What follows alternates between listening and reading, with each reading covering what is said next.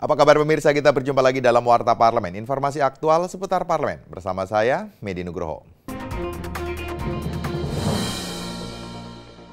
Rapat paripurna DPR RI memutuskan panitia khusus atau pansus hak angket DPR terhadap KPK tetap dibentuk. Mengingat kedudukan pansus di dalam Undang-Undang MD3 adalah alat kelengkapan tidak tetap, maka akan tetap berjalan meski anggota pansus tidak lengkap dari semua fraksi. Ditemui usai memimpin rapat paripurna, Wakil Ketua DPR Fahri Hamzah meminta pansus hak angket KPK dapat segera bekerja pasca diumumkannya susunan kepanitiaan pansus pada rapat paripurna. Fahri mengatakan saat ini pimpinan DPR masih menunggu kepastian dari 5 fraksi lain yang belum mengirim perwakilannya di pansus angket KPK. Fahri menegaskan kedudukan pansus di dalam Undang-Undang MD3 adalah alat kelengkapan tidak tetap, sehingga pansus hak angket KPK akan tetap berjalan kendati anggota pansus tidak lengkap dari semua fraksi. Nah, pansus termasuk pansus angket adalah alat kelengkapan dewan yang tidak tetap. Tetapi semua fraksi harus ada atau berkewajiban mengisi anggotanya supaya bekerja bersama yang lainnya di dalam pansus dan mempersoalkan apa yang sebetulnya dipersoalkan. Kalau tidak setuju dengan kerangkanya, diperbaiki kerangkanya. Kalau tidak setuju arahnya, diperbaiki arahnya. Semua perdebatan sekarang ini telah pindah ke dalam pansus. Fahri mengingatkan keharusan fraksi untuk mengirimkan perwakilannya ke pansus, termasuk kepada fraksi yang tidak setuju dengan angket, agar mekanisme kerja pansus dapat terkendali. Ia berharap agar fraksi yang belum mengirimkan wakilnya dapat segera menyusul. Pasalnya, persetujuan pansus hak angket telah dilakukan sejak 20 hari lalu. Dalam rapat Badan Musyawarah DPR, sejatinya pansus tersebut dapat segera bekerja menjalankan tugasnya. Hasil rapat paripurna sekarang itu akan disurati kepada seluruh fraksi memberitahukan bahwa anggota pansus sementara adalah yang sudah diumumkan tadi, lalu atau yang menyusul, karena tadi kita dari Bamus semalam sudah disepakati, silakan menyusul begitu ya. Nah, yang menyusul dan yang tadi itu diumumkan. Siva dan Temi, TVR Parlemen melaporkan. Terkait fenomena begal motor yang meresahkan masyarakat akhir-akhir ini, DPR RI mendesak pemerintah khususnya aparat penegak hukum meningkatkan pengawasan dan patroli di daerah-daerah yang rawan terjadinya kejahatan. Kepada orang tua juga diharapkan dapat mendidik dan mengawasi kegiatan anak-anak mereka.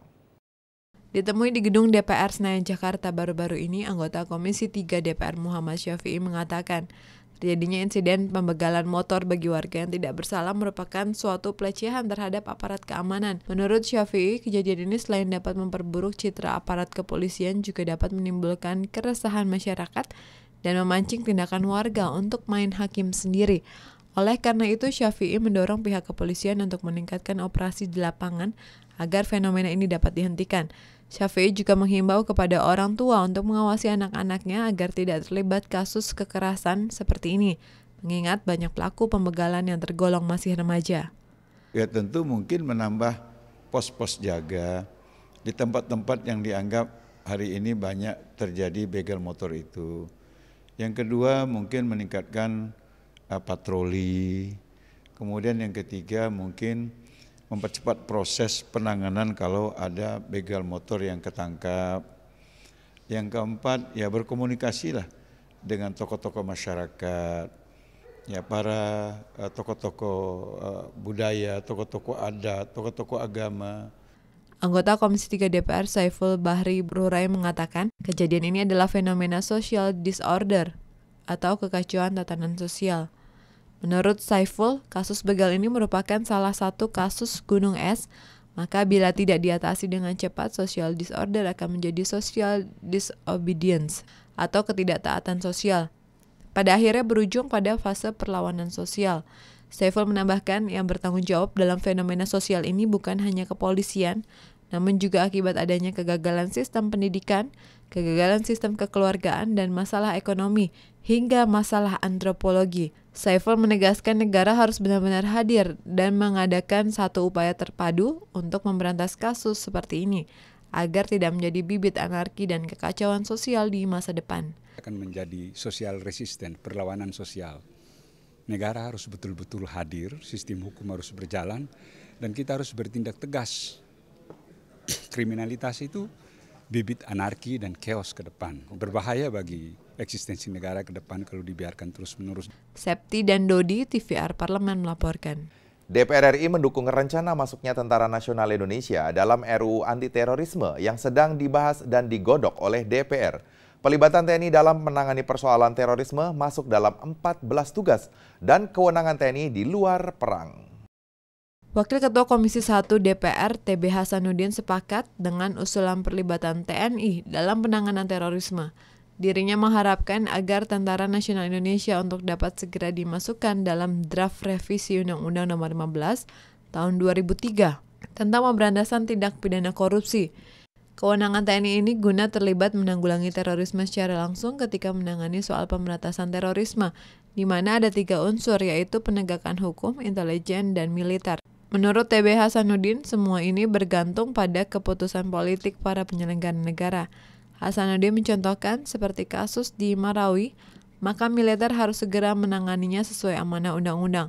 Hasanuddin mengungkapkan Panja dan Pansus DPR telah menyepakati masuknya TNI dalam rancangan undang-undang anti-terorisme sesuai instruksi Presiden.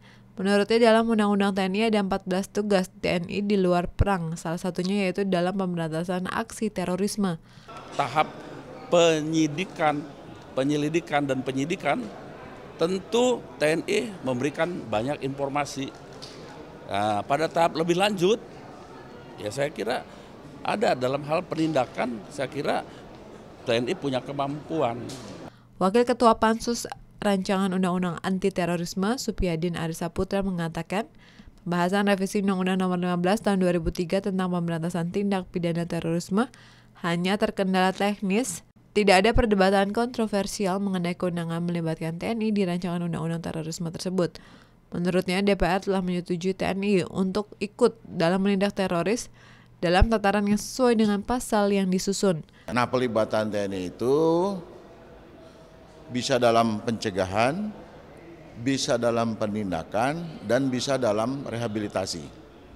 Ya, rehabilitasi misalnya terjadi kerusakan bangunan. Nah, kita punya satuan-satuan TNI yang mampu di bidang itu, kan gitu, memperbaiki bangunan atau membangun kembali itu, ya. Nah, keterlibatan ini saya kira adalah sebuah keniscayaan. Rahim Nugraha, TVR Parlemen melaporkan. Demikian Warta Parlemen kali ini, sampai jumpa pada Warta Parlemen berikutnya. Terima kasih atas perhatian Anda. Wassalam.